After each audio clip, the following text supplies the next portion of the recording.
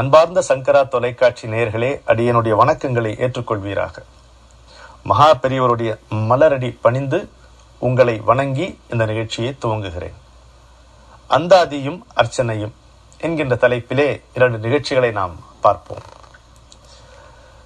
ஒரு சாத்துர்மாசிய சமயம் பெரியவர் காஞ்சிபுரத்தில் இருக்கிறார். அப்போ ஒரு அம்மா வருகிறார், ஒரு தாய் வருகிறார். இந்த அம்மாவுக்கு 2 பெண்கள். அதில் அந்த 2வது பெண் இளையவளை அழைத்து கொண்டு வருகிறார். சின்ன பெண், எம்ஏ படிச்சுட்டு வேலை பார்த்துட்டு இருந்தா, ஒரு உத்தியோகத்தில் தான் இருந்தா. ஆனால் அவளுக்கு திடீர்னு ஏதோ என்ன ஆச்சுன்னு தெரியல, வாய்க்கு வந்தபடி பேசுறது, ரொம்ப ஸ்ட்ரேஞ்ச் பிஹேவியர், ஈரி பிஹேவியர், ஃபன்னி பிஹேவியர், அது மாதிரி கத்துறது, பேசுறது, அர்த்தம் இல்லாமல் பேசுறது, காரணம் இல்லாமல் சிரிக்கிறது. எப்படி இருக்கும் ஒரு வீட்டில் ஒரு பெண் இப்படி இருந்தா? ரொம்ப அந்த அம்மாவுக்கு என்ன பண்ணுறதுனே தெரியல. பெத்தவ மனசு எப்படி துடிக்கும்? கல்யாணம் பண்ணணும், இன்னொரு பெண்ணாச்சு, இந்த பெண்ணுக்கு கல்யாணம் பண்ணணும், அவளுக்கு நல்லபடி வாழ்க்கையை அமைக்கணும்னு அம்மா கணக்கு போட்டு அதுக்காக பாடுபட்டு கொண்டிருக்கும் பொழுது, இந்த பொண்ணு பாட்டுக்கு திடீர்னு பித்து பிடிச்ச மாதிரி பேசுறது, சிரிக்கிறது, கத்துறது, மயக்கம் போட்டு விழுறது, எதுலேயுமே ஈடுபாடு இல்லாமல் இருக்கிறதுன்னு போது மனசு எவ்வளோ கஷ்டமாக இருக்கும். அது பெத்த மனசு கொஞ்சம் யோசிச்சு பாருங்க.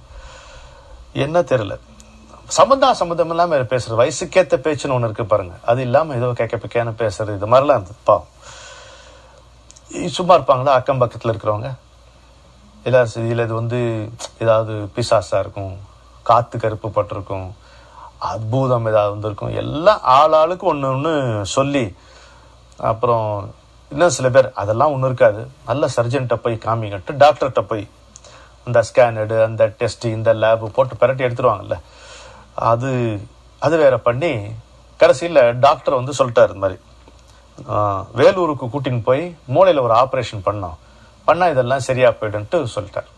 அவ்வளோதான். இன்னும் எப்படி இருக்கும் இந்த அம்மாவுக்கு? ஒரு பக்கம் இது நிற்கவே இல்லை, நெய்பர்ஸ் எல்லாம் சேர்ந்து இதை காற்று கருப்பு பிசாசி பேயின்னு அந்த பயமுறுத்தல் வேற. இன்னொரு பக்கம் டாக்டர்ஸ் அவளுக்கு வேலூரில் போய் மூளையில் ஆப்ரேஷன் பண்ணோம், அப்போ தான் சரியாக போகும் அப்படின்னா, ஏன் தாய் மனசு என்னப்படும்? சரி, அவள் பார்த்தா அந்த அம்மா, சரி நமக்கு கதி பெரியவா தான், பக்கத்துலேயே இருக்கார், அவர்கிட்ட போய் அவர் காலில் விழுவோம், இந்த பொண்ணை அவர் காலடியில் போடுவோம், அவர் என்ன செய்கிறாரோ அதுபடி நடக்கட்டும் அப்படின்றத பண்ண கூட்டின்னு போகிறாங்க. ஆனால் வந்த அன்னைக்கு அவரை தரிசனம் பண்ண முடியல, ஒரே கூட்டம் வச்சுங்களேன், கிட்ட போய் பார்க்க முடியல. ராத்திரி முழுக்க அந்த பொண்ணை வச்சு கொண்டு தூங்காம ஜெய ஜெய சங்கர ஹர ஹர சங்கர, ஜெய ஜெய சங்கர ஹர ஹர சங்கரன்னு பாவம் அந்த அம்மா சொல்லிட்டே இருக்கான். அந்த பொண்ணு கத்தி கூப்பாடு போட்டு கத்தி கத்தி கத்தி கத்தி மயக்கம் போட்டு விழுந்தா. தாங்கல அந்த அம்மாவுக்கு. மறுநாள் காத்தால நேராக மடத்துக்கு போய் பெரியவா காலில் விழுந்து, பெரியவா நீங்கள் தான் என்னை காப்பாற்றணும், நல்லா இருந்த பொண்ணு திடீர்னு இந்த மாதிரி ஆயிட்டா, நல்ல குழந்தை இப்படி ஆயிட்டா, கல்யாணத்துக்கு பார்த்துட்டு இருக்கோம், அப்போ திடீர்னு இந்த மாதிரி ஆரம்பிச்சுடுத்து, எப்படி ஆயிடுத்து, நீங்கள் தான் எங்களை காப்பாற்றணும் அப்படின்னு சொல்லி பாவம் அந்த மனசு உடஞ்சு போய் இந்த தாய் மண்டிட்டு மனமுருகி பிரார்த்தனை செய்கிறார். அந்த பொண்ணு பெரியவா அப்படி பார்க்குறார். நீங்கள் ஒரு ஃபோட்டோ பார்த்துருப்பீங்களே, எங்கிருந்து பார்த்தாலும் அந்த கண்கள் நம்மை பார்ப்பது போலவே இருக்கும். அந்த ஃபோட்டோ பார்த்துருக்கீங்களாப்பா, பிரில்லியன்ட் ஃபோட்டோ. நான் கோயம்புத்தூரில் கிருஷ்ணா ஸ்வீட்ஸ் அதிபர் திரு கிருஷ்ணா அவர்களுடைய வீட்டில் பார்த்துருக்கேன். பெருசாக ஹாலில் மாட்டிருப்பார், பெரிய சைஸில். அங்கே நடக்கும்போது நமக்கு ஒரு மாதிரி ஆகிடும், அப்படி பார்ப்பார். எங்கே நம்ம இருந்தாலும் சரி, என்ன பேசினாலும் சரி, அவர் நம்மளை பார்க்குற மாதிரி இருக்கும். அதுவே ஒரு பெரிய பாதுகாப்பு தானே நமக்கு, டு பிஹேவ் ப்ராப்பர்லி, அதுக்கு சொல்ல வரேன். அப்போ அந்த பெண்ணை பார்க்குறார் பெரியவர். அப்படி பார்த்தோன்னே கத்தி கூப்பாடு போட்டுருந்த பொண்ணு அப்படியே பெட்டி பாம்பு மாதிரி அப்படியே அடங்கி வாய் மூடி அப்படியே நிற்கிறாராம் அவர். சரி, ஒன்றும் இல்லை, பேச்சே இல்லை. 3 நாள் தொடர்ந்து வரா, நீ வா அப்புறம் வான்றார். ஒரு நாள், இன்னொரு 2வது நாள் வரா, 3வது நாள் வர, அந்த பொண்ணு வருது. அவரை பார்க்கும்போது அப்படியே நிற்கிறது.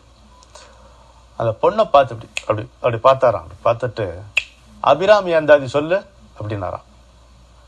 அந்த பொண்ணும் அதுக்கு தெரிஞ்சிருக்கு, படிச்சிருக்கு, அது இவருக்கு தெரிஞ்சிருக்கு, இந்த அம்மா சொல்லலை, அவருக்கு தெரியாத என்ன இருக்கு. அபிராமி அந்தாதி சொல்லு அப்படின்னாராம். தாரமரு கொன்றையும் சண்பக மாலையும்னு அந்த பொண்ணு ஆரம்பிக்கிறது. கணீர்னு சொல்ல ஆரம்பிச்சு அப்படியே வரிசையாக சொல்லிகிட்டே இருக்கும் பொழுது அபிராமந்தாதி சொல்கிறதான் பாடுறதான் அப்படியே பரவசமாக சொல்லிட்டு இருக்கும்போது மயக்கம் போட்டு வந்துடுது பொண்ணு. தொப்புன்னு கீழே விழுந்துடுது.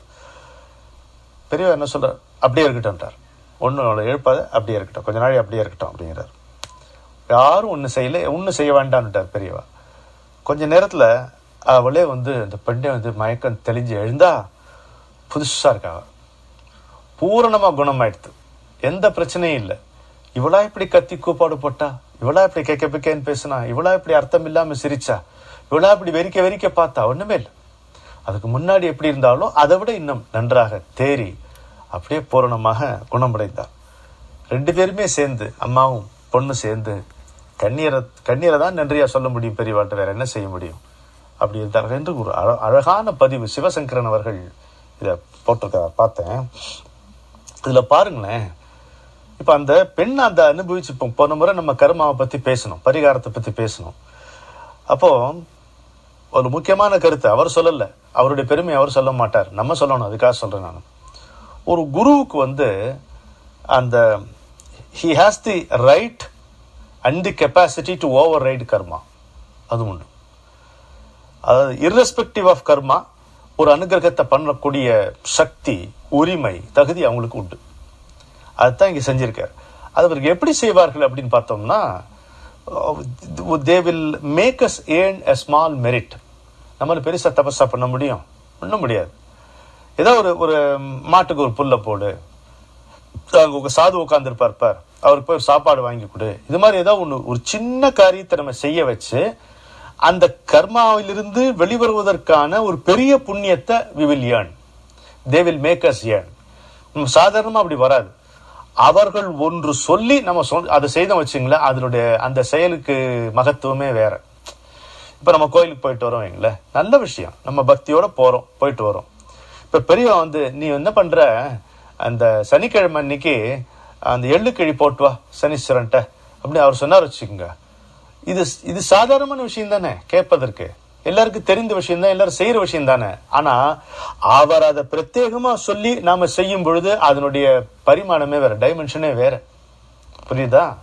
அதனால அந்த பொண்ணு ஏதோ ஒரு கர்மால அனுபவிச்சுட்டு இருக்குன்னா அதை he wanted her to earn a merit. எப்படி வரும்? அதுவா அபிராமி இந்த இது சொன்னா வருமா? அதுவா திருப்புகழ் சொன்னா வருமா? வராது, கஷ்டம். சொல்லணும் தான், இல்லைன்னு சொல்லல. ஆனா அது முடியும். போன முறை சொல்லும் பொழுது முடிந்த பிறகுதான் இந்த பரிகாரத்தினுடைய பலன், கர்மா முடிந்த பிறகுதான் இந்த பரிகாரத்தினுடைய பலன் கிடைக்கும்னு போன முறை சொல்லியிருக்காரு தெளிவா. ரொம்ப முக்கியமான கருத்து அது. அப்போ இவர் இன்டர்வீன் பண்ணி நீ இதை சொல்லு அப்படின்னு வச்சுங்களா, அப்போ the karma is set aside. அதுதான் இங்க மகத்துவம். அந்த மகத்துவம் தான் இங்க நடந்திருக்கு. எவ்வளவு அழகா இருக்கு பாருங்க.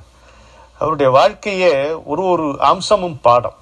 His life was his message. Every minute, it was pulsating with a message, appropriate message for every one of us. அதுதான் அவருடையது. இப்போ கோதண்டராம சர்மா சொல்லி நம்ம வரகூர் நாராயணன் பதிவு செய்திருக்கிற இன்னொரு விஷயத்தை பார்ப்போம். கும்பகோணத்துக்கு பக்கத்தில் கல்லூருங்கிற கிராமம் 1939 ஆண்டு 1939 நவராத்திரி பூஜை எல்லாம் முடிஞ்ச அப்புறம் சுவாமிகள் அருணோதயத்தில் ஆரம்பித்த பூஜை 1 மணி ஆச்சு முடியறதுக்கு. பகல் பொழுது 1 மணி ஆச்சு. அப்புறம் எல்லாம் அந்த சாயங்காலம் அந்த ஊரில் இருக்கிற கோயிலுக்கு அவர் போனார் அப்படின்ட்டு. அப்போ ஒருத்தர் பக்கத்தில் அவருடைய தொண்டர் பக்கத்தில் இருந்தவர் பார்த்தா பெரியவாளுடைய இந்த கட்டை விரலும் ஆள்காட்டி விரலும் செவந்து போய் வீங்கிருக்கு. செவந்திருக்கு, வீங்கிருக்கு. அவற்றை எப்படி கேட்கறதுன்ட்டு அவருக்கு தயக்கம். பெரியவார் அவரை பார்த்து, என்ன அப்படி பார்க்குற, என்ன அப்படின்னாராம். இல்லை உங்க கை விரல் ரெண்டும் கொஞ்சம் வீங்கிற மாதிரி இருக்கு. 4 சகஸ்ரநாம பூஜை பண்ணியிருக்கேன் கார்த்தாலேருந்து. அந்த குங்குமார்ச்சனை பண்ணி அப்படி ஆயிருக்கும். கொஞ்சம் தேங்காய் எண்ணெய் தடவிண்டா சரியா போகுமோன்னு தோணித்து, அதனால தப்பா நினைக்க வேண்டாம் அப்படின்ட்டு. அப்படியா அப்படின்ட்டு அப்படி கையை பார்த்து அவரே சிரிக்கிறாராம். அவர் புன்முகல் பூத்துட்டு பாடுறாராம். கரகரப்பிரியா ராகத்துல சேத்துலார சிருங்காரமுங்கிற அந்த கீர்த்தனை. அதாவது தியாகையருடைய கீர்த்தனை. இது தெரியுமா உனக்கு? தியாகையருடைய கீர்த்தனை. இந்த ராமனை கண்குளிர அலங்கரித்து ஆனந்தம் பெறுவதற்காக தன்னடா இந்த கைகள் படைக்கப்பட்டிருக்கின்றன அப்படின்னு சொல்றார் தியாகையர் அப்படிங்கிறாராம்.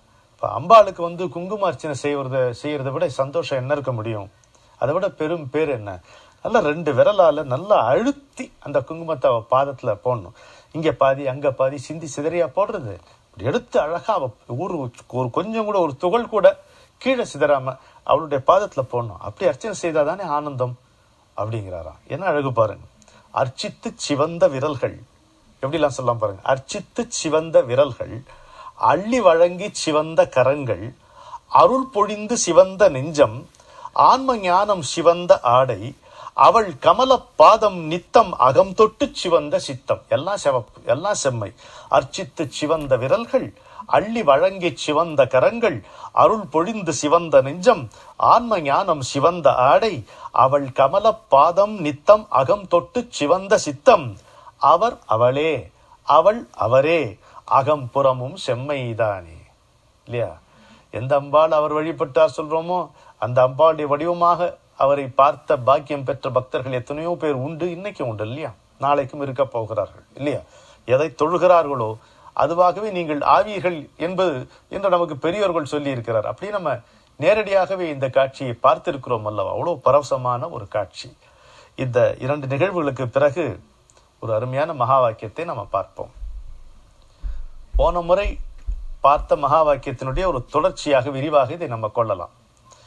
ஆனந்தம் உள்ளே இருப்பது, அதை அமைதியில்தான் உணர முடியும். வெளியே தேடினால் சாந்தி கெடுகிறது. மூன்றாவது பகுதி, இந்த வாக்கியத்தினுடைய 3வது பகுதி தான் நமக்கு நம்முடைய நிம்மதி இழந்து போவதற்கு காரணம் நாம் நிம்மதியை வெளியே தேடுவதனால்தான். இருக்கும் இடத்தை விட்டு இல்லாத இடம் தேடி எங்கெங்கோ அலைகிறார் ஞானத்தங்கமே, அவர் ஏதும் அறியாரடி ஞானத்தங்கமே என்று கண்ணதாசன் பாடுவார் பாருங்க. நம்முடைய சாந்தி எதனால் கெடுகிறது? ஒன்று, நிம்மதியை நாம் வெளியே தேடுவதால் கெடுகிறது. இன்னொன்று, இது நிம்மதி தரும் என்று நிம்மதிக்கு புறம்பான விஷயங்களில் நாம் ஈடுபடுவதால் கெடுகிறது இல்லையா? பணம் நிம்மதி தருமா? வசதி தான் தரும், நிம்மதி தராது.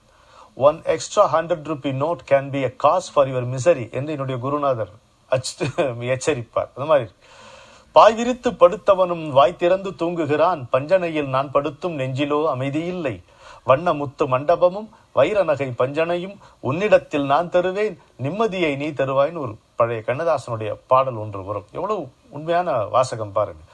அமைதி என்பது நம்முடைய ஆன்மாவினுடைய இயல்பு. ஆனந்தம் என்பது அந்த அமைதியினுடைய வெளிப்பாடு. எனவே ஒருபோதும் இந்த அமைதியோ இந்த ஆனந்தமோ புறத்திலிருந்து வருவதற்கு வாய்ப்பே இல்லை. ஒன்று.